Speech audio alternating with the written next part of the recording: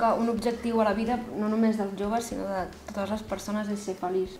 Si tens l'oportunitat de treballar del que a tu t'agrada, doncs segurament arribaràs a la felicitat molt més abans que una altra persona.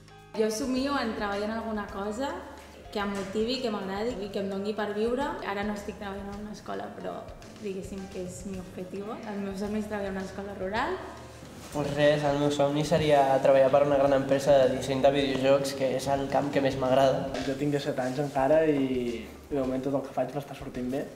Yo voy a estudiar artes escénicas. Bueno, a mí me gustaría trabajar en el mundo visual, contando historias. Un poco lo que quieres hacer y lo que quieres trabajar es lo mismo, ¿no? Eliges algo que te llene.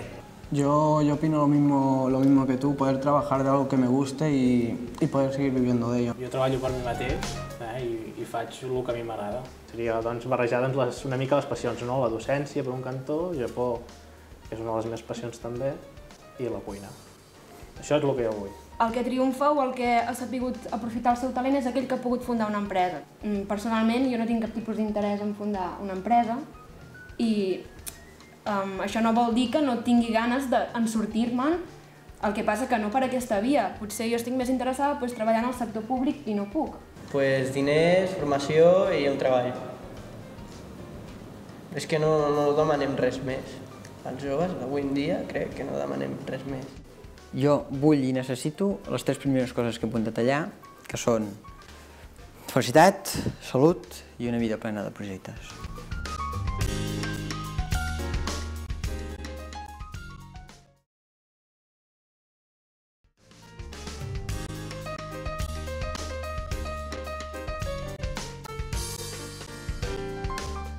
Un factor superimportant que crec que és l'educació, però tant l'educació a casa, familiar, com del sistema educatiu. Jo estic molt d'acord amb el que dius tu, Aquest concepte que has dit de juntar l'educació escolar i l'educació de casa. Jo conec a joves de 16-17 anys que tenen un potencial brutal, que són superintel·ligents i que han sigut incapaços de treure's l'ESO. Llavors, jo crec que aquí alguna cosa falla, tant per l'educació que reben a casa com pel sistema educatiu. Quan es parla amb gent d'institut o així, jo crec que és clau, com aquell qui diu, emocionar-los. Si les persones que intentem en l'etapa d'educació reglada, diguem-ne, que intervenen per fomentar l'ocupació, fomentar l'emprenedoria, no transmeten això que han de transmetre, clar, allò passa sent una hora més, no té cap valor i a més es veu com una cosa avorrida i que per tant després s'associa amb coses com negativitat, etc. I per tant, d'allà no ha quedat res. M'agradaria anar a la universitat a estudiar Belles Arts, però no tinc diners. Ni estudio ni treballo tampoc, però és l'habitual.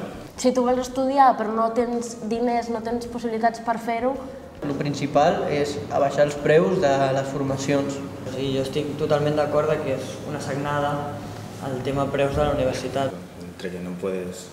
O sea, entre que encontrar trabajo cuesta mucho y estudiar cada vez es más caro. Si no tens diners, llavors no pots estudiar i si no tens formació, llavors no t'accepten a un treball. I com que estic estudiant i fent pràctiques, no puc treballar tampoc. Jo també canviaria el tema d'uns horaris més establerts o més rígids. És que m'he trobat que matriculant-me de matí tenir pràctiques a la tarda. Llavors, si jo treballo de tarda, que si vaig de monitor a un col·le o alguna cosa així, aquella tarda ja no puc. Llavors, com compagino allò amb els estudis? A tu et diuen que si estudies tindràs un gran futur i no sé què, i una s'ha passat la vida estudiant, traient unes notes del copón, de la classe. A la uni també, segur, no sé què, vinga, matrícules excel·lents, el que tu vulguis, i llavors, clar, acabes la carrera i te'n vas a treballar i no hi ha feina. Si amb la uni no en tens prou, llavors fes un màster. Llavors me'n vaig a buscar feina en l'àmbit del màster, que és cooperació internacional. Llavors he viatjat pel món amb 3 o 4 ONGs que he anat, sempre de pràctiques o de voluntària. Tots els meus amics estem igual, amb una formació brutal i després res, molts ja a Alemanya, ja a Londres. Com més estudis, més aconseguiràs, no? Després, acabat, doncs mira, fem un màster, fem d'això, és que conec moltíssima gent així, és clar, jo entenc que la frustració és terrible.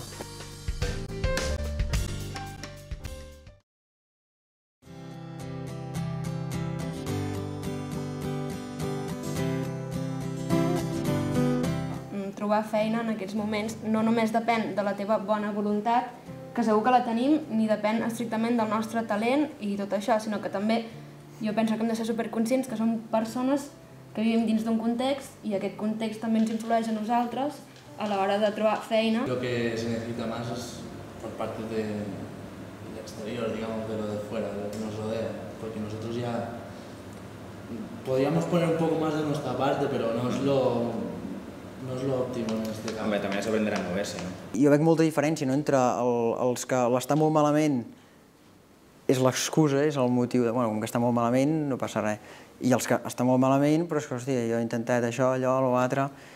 Hace falta un cambio político. Claro. Es que Nosotros podemos hacer un punto ahí, pero lo demás lo tienen que hacer ellos. És a dir, que no ens quedem amb el negativisme o amb el fet de queixar-nos perquè no sé què, sinó que, bueno, dins del que cap, crec que podem fer bastant. Es que es todo muy general, es que todo va fatal. O sea, que vamos a peor, realmente. Y no se ve el final del túnel, así que... I sí, no, si està molt malament la situació, no està gaire per trobar feina, però alguna esperança hi ha, i és el que ens han de donar. Enamorar-te de les idees, no? O sigui, l'important és que acabi la gent estant convençuda tant de si ha de fer una empresa com si deus que feina, el que sigui, que n'estiguin convençuda, perquè si no hi ha perseverança no s'arribarà a l'èxit. Les ganes d'un mateix ja donen de si. Si un li posa moltes ganes i treballa molt i això s'hi dedica al 100% a aquest projecte i s'hi vol com un, jo crec que el pot tirar endavant perfectament. I només amb prou de passió algú serà perseverant. Segon punt, estem empenyent, com deies tu, a tothom a ser emprenedor, però la burocràcia i la formació que estem oferint no va alineada cap aquí, almenys jo és el que m'he trobat. I d'altra banda, si a l'escola, pel sistema educatiu que tenim, et diuen constantment que ets tonto, que ets tonto, que ets tonto perquè no ho fas bé o perquè ets molt mogut, sense intentar buscar quina és l'arrel del problema perquè aquest noi no aprovi, segurament aquest xaval tindrà l'autoestima tan baixa o s'haurà cregut que és tonto que es quedarà a casa. Per marxar fora has de tenir un coixí. Si no tens aquell coixí, és anar-te'n a l'aventura. I si surt malament, què? Si ja és difícil aquí, allà encara serà més, ¿no? Es lo que tú dices, que vas a ver si va bien, si no, a volver. Es que eso es lo malo.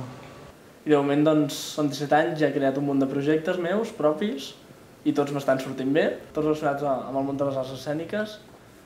Moltíssim i de tot tipus, des de suport econòmic, potser no tant, i cada vegada menys, però suport d'entitats, suport d'empreses, suport d'un munt de gent que volia col·laborar. Tu sí que estàs bé a nivell professional, a nivell personal, però a vegades vols fer més, però et trobes amb que no tens ajudes. Evidentment tots ho agrairíem si fos molt més fàcil, si hi haguessin moltes més facilitats.